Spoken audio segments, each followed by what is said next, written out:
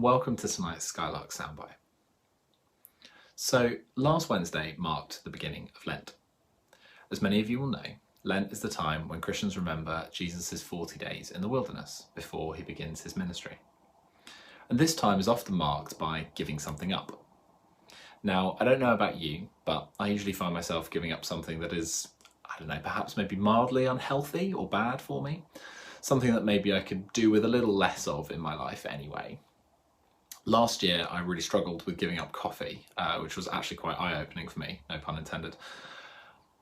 My point being, it's very easy to turn Lent into some kind of self-improvement month and forget that giving up something is meant to help us focus on God as the source of everything we need, and also to prepare us for the coming celebration that's Easter.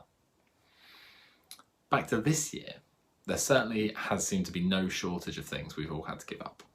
Our social interaction, our time spent with family and loved ones, even the ability to go outside.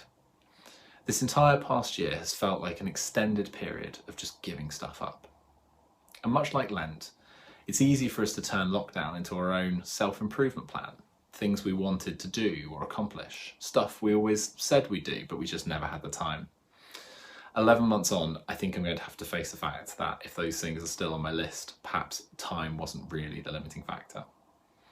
But regardless, Jesus didn't wander into the wilderness arbitrarily, nor did he do it so he could have some self-improvement time to learn a new language or start to exercise more regularly. He did it in order to prepare himself for what was yet to come for him.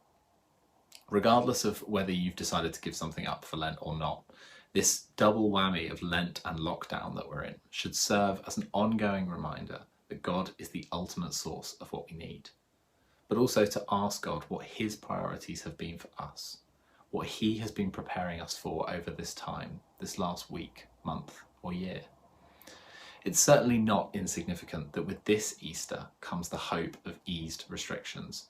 And while we can just start to see a picture of what life might look like come Easter, this Lent, why don't we look to try and be open to the amazing plans that God has been preparing for us, preparing us for, and that he has in store for each of us. Have a great evening, friends, and God bless.